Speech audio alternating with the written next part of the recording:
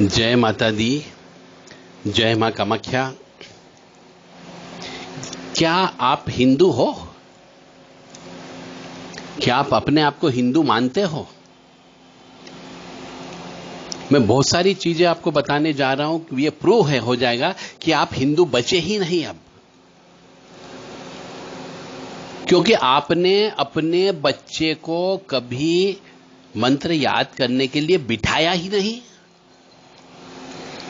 बताओ,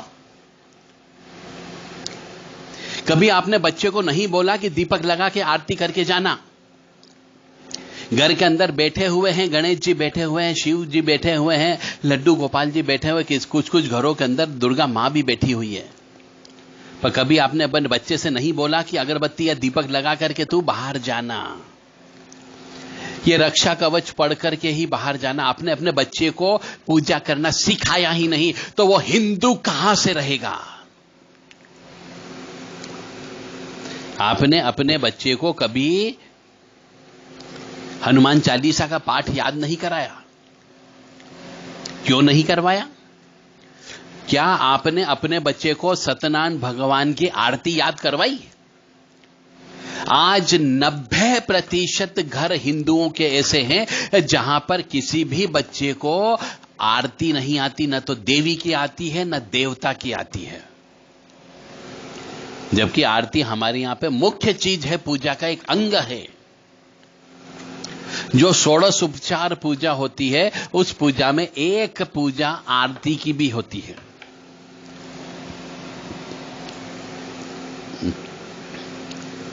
आप काहे के हिंदू बच्चे हो? तोलो अपने आप को कि आप हिंदू हो या नहीं हो। क्या आपने बच्चे के जन्मदिन पर हवन करवाया? क्या अपने बच्चे के जन्मदिन पर सत्यनारायण भगवान की कथा करवाई? क्या आपने अपनी विवाह की सालगिरह पर सत्यनारायण भगवान की कथा करवाई?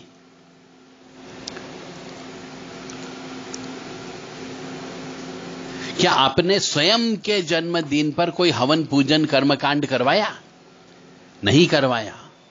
तो आप कैसे सुखी रह सकते हो? और आप कैसे अपने आप को हिंदू मान सकते हो? आप हिंदू बचे ही नहीं। क्या आपने कभी शनि देव का पूरा उतारा पहुंचाया शनि मंदिर है? क्या आपने अपने ऊपर से कभी एक लीटर सरसों के तेल की बोतल अपने ऊपर से उतार के शनि की देव के ऊपर चढ़ाई? नहीं चढ़ाई, क्योंकि अगर ऐसा करते तो एक्सीडेंट ही नहीं होता। कौन से हिंदू बचे आप? आपने कितनी बार हनुमान जी के ऊपर चोला चढ़वाया होगा? 10-20 बार चढ़ा दिया होगा। अरे आपकी उम्र के बराबर तो चोला कम से कम चढ़ाए। और ऐसा कहा जाता है कि यदि सुखी रखना है और ऊपरी बाधा तंत्र मंत्र काला जादू से बचना है तो हनुमान जी की सेवा करना चाहिए, हनुमान जी का चोला चढ़ाना चाहिए। और मैं कह रहा हूं हर मंगलवार को चढ़ाना चाहिए, नहीं तो हर पूर्णिमा के दिन चढ़ाना चाहिए। आपने कितनी बार चढ़ाया अभी तक? क्यों, कौन से आप हिंदू बच गए? कभी आपने भैरव जी की पूजा नहीं की, कभी आपने नवग्रह शांति का यज्ञ नहीं करा, नवग्रह शांति के निमित्त आपने जाप नहीं कराया, तो आप कैसे सुखी रह सकते हो? और कैसे आप हिंदू मान सकते हो अपने आप को? जो तीर्थ पर जाते हैं उनको ढकोसला बोलते हो, कैसे हिंदू हो? मंदिर में आरती होती रहती हो, आप वहां से सिर्फ सिर झुका करके चले आते हो। कैसे मान लूं कि तुम हिंदू बचे हो? तीर्थ स्नान पर जाकर के विधि विधान से पूजन अर्चन करवाया आपने? नहीं करवाया। पवित्र नदियों में स्नान नहीं किया आपने। और अब और भी, पहले पुराने जमाने में हमारे जो पूर्वज हुआ करते थे, गाय को कुत्ते को रोटी देते थे। आजकल आपने गाय को कुत्ते को रोटी देना बंद कर दिया। कौन से हिंदू बचे आप? पहले गाय की रोटी बनती थी, वो रोटी आजकल बनना बंद हो गई है। कुत्ते की रोटी बनती थी, आखिरी वो रोटी बनना बंद हो गई है। चींटियों को कसार खिलाया जाता था, आपने वो कसार देना बंद कर दिया है। चिड़ियों पक्षियों को दाना दिया जाता था, आपने वो दाना देना बंद कर दिया है। तो आप कौन से हिंदू बचे? पहले ईमानदारी से पैसा कमाया जाता था, आजकल बेईमानी से पैसा कमाया जा रहा है। कौन से हिंदू बचे? और बेईमानी से पैसा कमाओगे तो पीड़ा अवश्य होगी, दुख अवश्य होगा, भय भी लगेगा, चिंता भी होगी, चरित्रहीनता भी होगी, रोग भी होगा, शोक भी होगा, अशांति भी होगी, बंधन भी हो जाएगा और आपका अपमान भी होगा। कमा लो पैसा और बीमारी के अंदर पैसा देते रहना, डॉक्टरों को पैसा दे देना, लकवा लग जाएगा, पीलिया लग जाएगा, जवानी में मौत हो जाएगी। पुराने जमाने में सप्ताह में एक दिन उपवास रखते थे, आजकल आपने उपवास रखना बंद कर दिया। आप कौन से हिंदू बचे हो? पहले मंदिरों में जाकर के मत्था टेका जाता था, मंदिरों में जाके दान दिया जाता था, आपने मत्था टेकना बंद कर दिया, मंदिरों में जाना बंद कर दिया, दान देना बंद कर दिया, तो आपको पाप कर्म लग रहा है। आप हिंदू कहां बचे? पुराने जमाने में हनुमान चालीसा का पाठ किया जाता था, सामूहिक रूप से सुंदर कांड का पाठ होता था, पूरा परिवार बैठ के उस सुंदर कांड को सुनता था।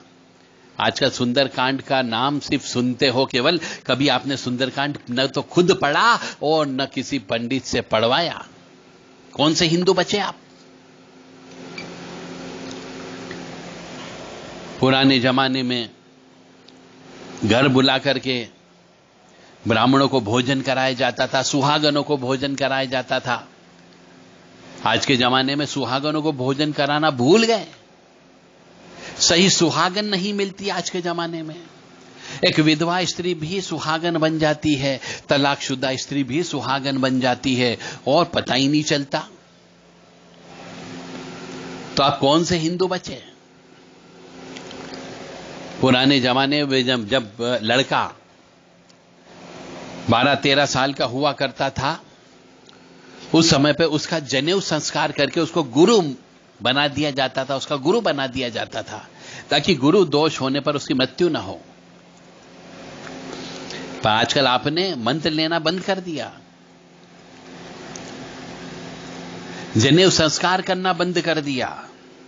तो आप कौन से हिंदू बचे हो? जब आप जनेऊ धारण नहीं करते हो तो कौन से हिंदू कहला रहे हो?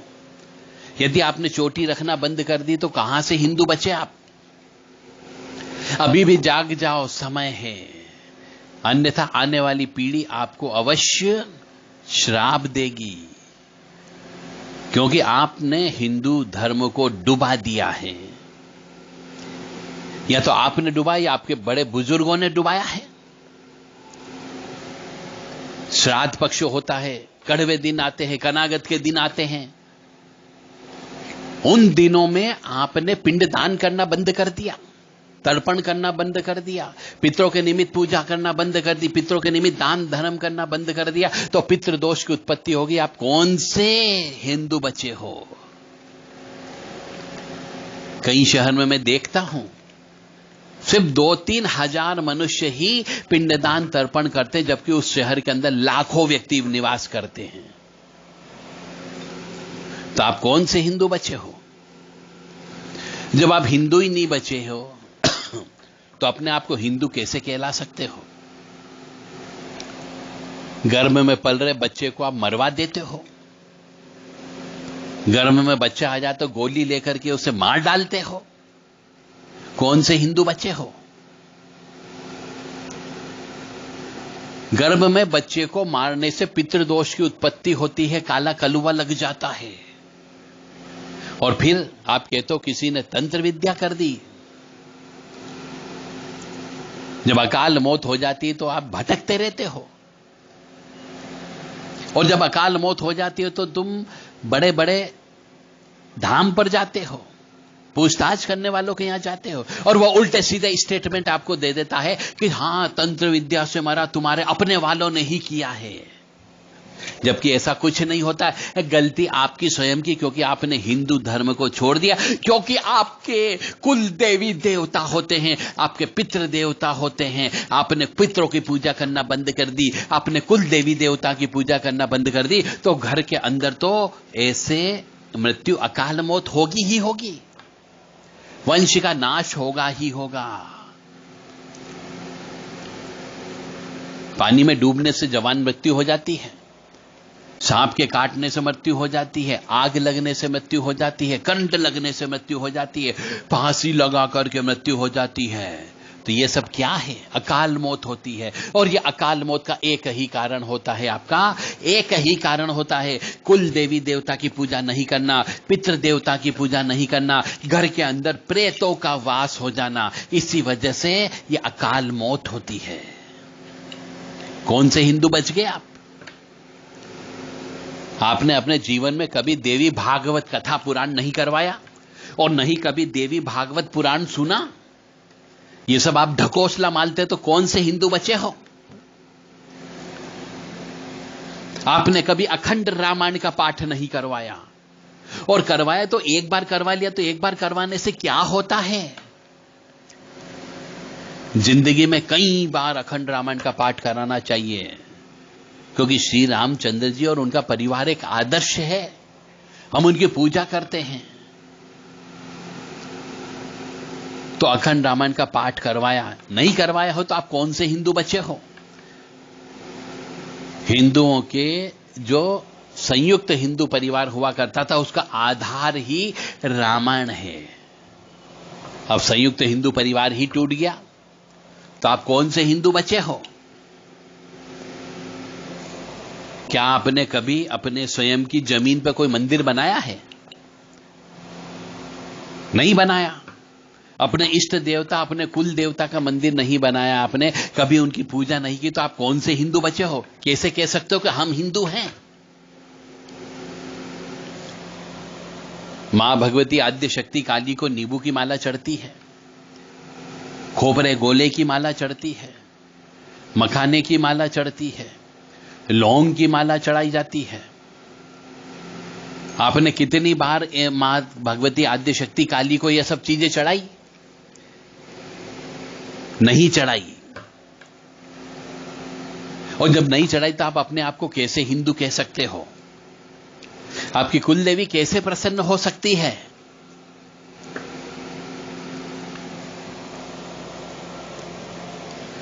इसी प्रकार से हर पूर्णिमा, हर अमावस्या के दिन हमारे पूर्वज सीधा देते थे, कच्चा खाना दान देते थे।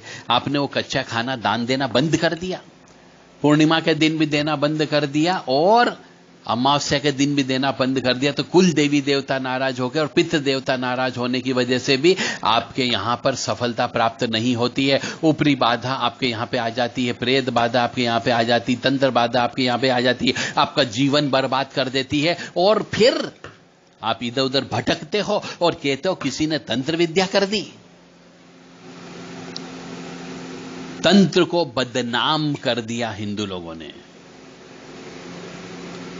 गलती अपने आप के अंदर ढूंढो कि आपने हमारे धर्म का कितनी धज्जियां उड़ाई है।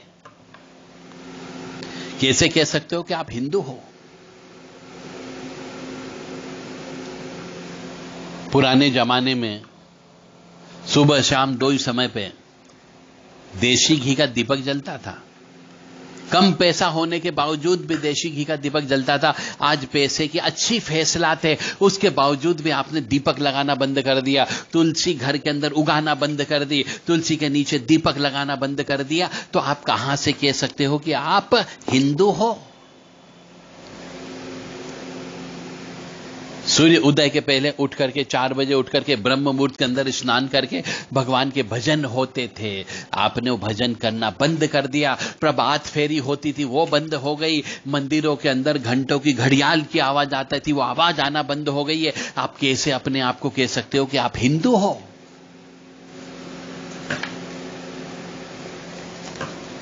पुराने जमाने के हमारे जो पितृ देवता थे, पूर्वज थे, हिंदू को मांस खाना, शराब पीना, ये सब प्रतिबंध हुआ करता था। आजकल सभी अधिकांशतः मांस खाने लगे हैं, मदिरा पान करने लगे हैं। अपने आप को कैसे कह सकते हो कि आप हिंदू हो? और हिंदू हो तो क्यों नहीं आपने ये सब काम किया कि अखंड रामायण का पाठ क्यों नहीं कराया? हर मंगलवार के दिन सुंदरकांड का पाठ घर के अंदर क्यों नहीं होता? क्यों महीने में एक बार हवन नहीं होता? क्यों आपने श्रीमद् भागवत कथा पुराण नहीं करवाई? क्यों नहीं आपने श्रीमद् देवी भागवत पुराण कराई? क्यों नहीं आपने शिव पुराण का पाठ किया? क्यों आपने श्रावण मास के अंदर उपवास क्यों नहीं किया? कौन से हिंदू हो आप? यदि आपसे एक मंत्र बोल दिया जाए, गायत्री मंत्र, सिंपल मंत्र होता है, ओम भूर्भुवः स्वः तत्सवितुर्वरेण्यं भर्गो देवस्य धीमहि धियो यो नः प्रचोदयात्। आप इसका मंत्र तो आपको याद हो सकता है, परंतु मैं यदि आपसे पूछूं कि इसका मंत्र का अर्थ बता दो, तो आपको इस मंत्र का अर्थ नहीं मालूम। आप कौन से हिंदू हो? आपसे बोल दिया जाए कि महामृत्युंजय मंत्र बोलो, तो आप महामृत्युंजय मंत्र बोल दोगे। और कुछ लोगों को तो महामृत्युंजय मंत्र नहीं मालूम। और आज की जवान पीढ़ी, कभी आपने मंत्र उनको याद ही नहीं कराया, तो उन्हें न तो गायत्री मंत्र मालूम है, और न उन्हें हनुमान चालीसा मालूम है, न उन्हें महामृत्युंजय मंत्र मालूम है, और न ही इनका अर्थ मालूम है। तो आप कैसे कह सकते हो कि आपके बच्चे हिंदू बन गए हैं? और यदि आपने इन सब कार्यों में से कोई भी काम नहीं किया, तो आप हिंदू कहलाने के लायक नहीं हो। मनुष्य योनि में आने का अर्थ आपका क्या रहा? आप उस ईश्वर के अंश हो, उस परमपिता परमात्मा के अंश हो, और जिसके अंश हैं उसका तो नाम आपने कभी जीवन में लिया ही नहीं। तो आप परमपिता को भूल रहे हो, तो वो भी आपको भूल जाता है, और आपके यहां पे वंश का नाश हो जाता है। एक्सीडेंट के अंदर पूरा परिवार, पूरा कुनबा नाश हो जाता है। फिर आप कहते हो किसी ने तंत्र विद्या कर दी। जब आपका चलता चलता बिजनेस बर्बाद हो जाता है, तब आप कहते हो तंत्र विद्या हो गई। जब आपके परिवार का कोई कमाने वाला सदस्य का एक्सीडेंट हो जाता है, वो अशक्त हो जाता है, उसके हाथ पैर टूट जाते हैं, वो पलंग पर पड़ा रहता है, तब आप कहते हो किसी ने तंत्र विद्या कर दी, किसी ने मूठ चला दी। आप दूसरे को दोष देने लगते हो। पहले अपनी इस आत्मा में झांक करके देखो कि आप अपने पूर्वजों की कितनी धज्जियां उड़ा रहे हो। पूर्वजों के द्वारा जो नियम कानून बनाया गया था, हमारे यहां प्रथा बनाई गई थी, परंपरा थी, परिपाटियां बनाई गई थी, संस्कार थे, संस्कृति थी और नियम कानून थे, आपने उन सब की धज्जियां उड़ा दी। कौन से हिंदू बचे आप? सूर्यास्त के समय पर हर घर के अंदर पहले घंटी बजा करती थी। सूर्यास्त के समय पे पंडरी पे दीपक लगा हुआ रहता था।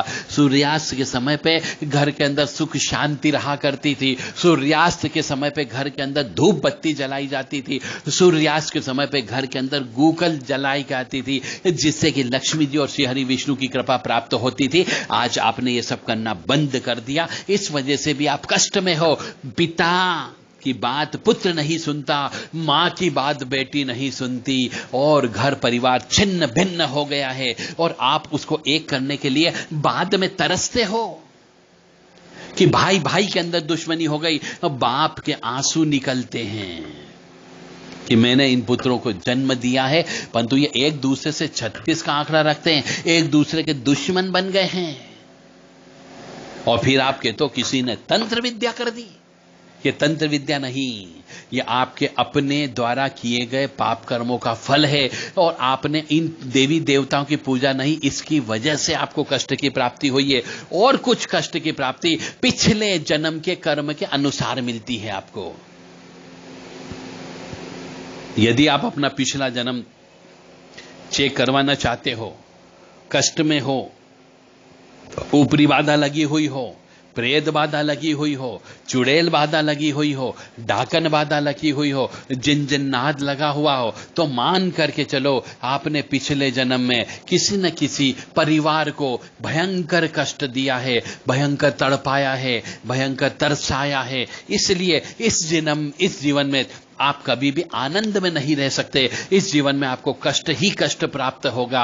आप काल सब दोष में उत्पन्न हो सकते हो, मांगलिक दोष में उत्पन्न हो सकते हो, आपको स्त्री सुख से वंचित किया जा सकता है, आपको पुत्र सुख से वंचित किया जा सकता है। और कई बार तो एक जीवन के अंदर, एक मनुष्य के जीवन में कई स्त्रियां आ जाती है और एक स्त्री के जीवन में कई पुरुष आ जाते हैं। इस प्रकार की घटनाएं केवल पिछले जन्म के कर्म के श्राप के रूप में होती है। अभी भी समय है। यदि आपने अपने जीवन में ये कर्म नहीं किए हो तो कर्म करो, अपना तुलादान अवश्य करो। अपने जीवन में अपने जन्मदिन पर हर साल प्रत्येक वर्ष अपने वजन के बराबर अन्न तोल करके दान करो। अपने बच्चों से भी यह ज्ञान दो। और सूर्य उदय के पहले आपको उठना है, तब जाकर के आप सुखी जीवन व्यतीत कर सकते हो, अन्यथा नहीं हो सकता है। कलयुग के 3 देवता होते हैं, आद्य शक्ति भगवती काली मां, भैरव जी और श्री हनुमान जी। आपको इन तीनों में से किसी न किसी की पूजा तो करना ही करना है, तो ही आप सुखी रहोगे, अन्यथा सुखी नहीं रहोगे। पैसा होना सुख नहीं होता है, पैसे से आप सुख नहीं खरीद सकते, पैसे से आप आनंद नहीं खरीद सकते। पैसा होने से आपको सिर्फ और सिर्फ ये लगेगा कि हां मेरे पास धन है, परंतु पैसे से आप सुख नहीं खरीद सकते, पैसे से शांति नहीं खरीद सकते। भगवान किसी न किसी को दुख अवश्य देकर के रखता है। किसी को बच्चे का दुख देता है, तो किसी को लड़की का दुख देता है, तो किसी को पत्नी का दुख देता है। किसी के पास मकान नहीं होता, तो किसी के पास रोटी रोजगार नहीं होती है। और किसी का मस्तिष्क पागलपन की ओर चला जाता है।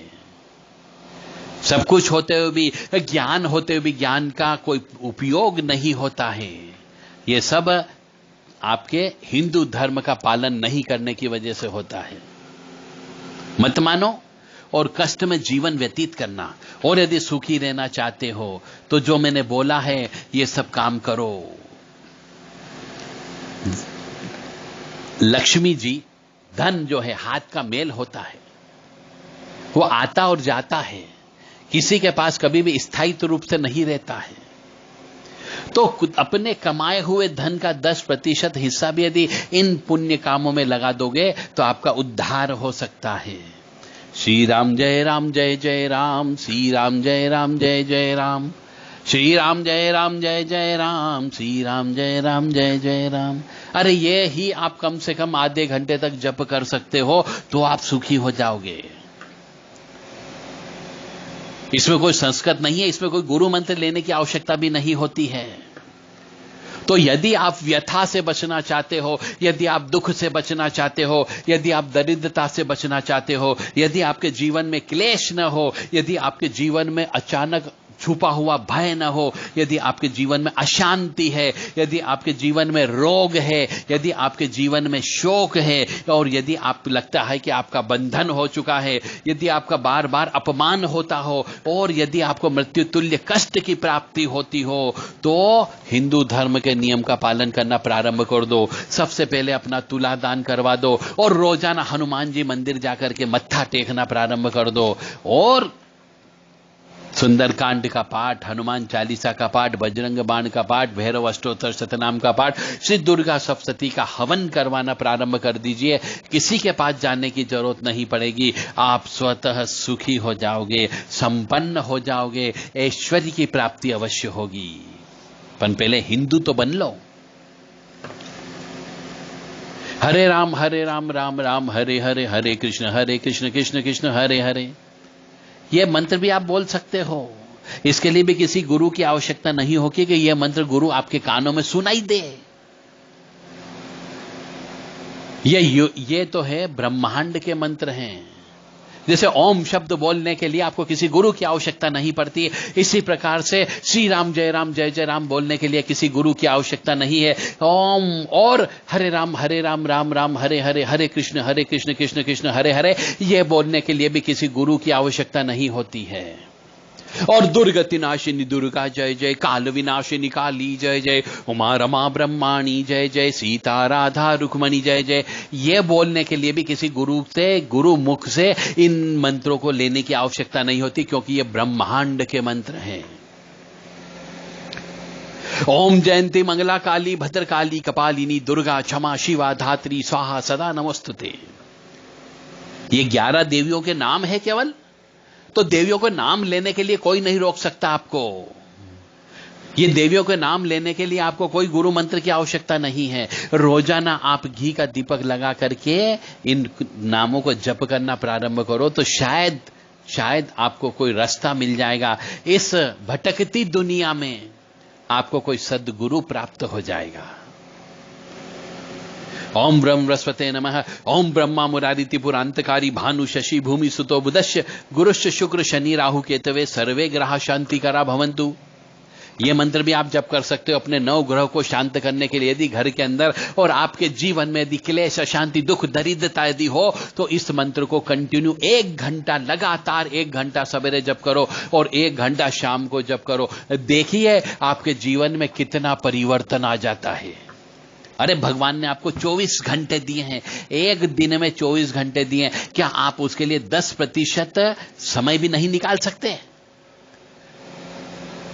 अरे जिसने आपको जीवन दिया, जो आपको बढ़ा रहा है, जो आपको बुद्धि दे रहा है, जो आपको ज्ञान दे रहा है, जो आपको पैसा दे रहा है, जिसने आपको पत्नी बच्चे भी दिए हैं, उस परमपिता परमात्मा के निमित्त आप 10% समय नहीं निकाल सकते? क्यों? आप कौन से हिंदू हो? और यदि हो तो ईश्वर के नाम पे, ईश्वर के लिए अपना कुछ समय इन्वेस्टमेंट करो। आप 10% समय इन्वेस्टमेंट करोगे, वो आपको उसका 10 गुना समय आपको देगा। अन्यथा आपके ऊपर दुखों का पहाड़ तो टूटेगा ही टूटेगा। एक पिता के सामने बेटे की मृत्यु हो जाती है, वो पहाड़ टूटने के बराबर होता है। इसीलिए श्रीमद् देवी भागवत कथा, श्रीमद् भागवत कथा, अखंड रामायण, सुंदरकांड, सीधा हनुमान जी का चोला, भैरव जी का पूजा, पूर्णिमा अमावस्या को सत्यनारायण भगवान की कथा, ये सब हमारे संस्कार बड़े बुजुर्ग देकर के गए हैं। इनका पालन करोगे तो आप सुखी रहोगे, वंश की वृद्धि भी होगी, जप तप भी होगा। परंतु ईश्वर में विश्वास रखना होगा, ईश्वर के प्रति समर्पण भाव रखना होगा। जो कुछ भी हम कर रहे हैं वो ईश्वर को अर्पित करते चलो, फिर देखो और निश्चित तौर से आपको सुख, समृद्धि, शांति अवश्य प्राप्त होगी। जीवन में तुलादान अवश्य करो। तुलादान नहीं करने से भी बहुत सारे कष्ट आते हैं।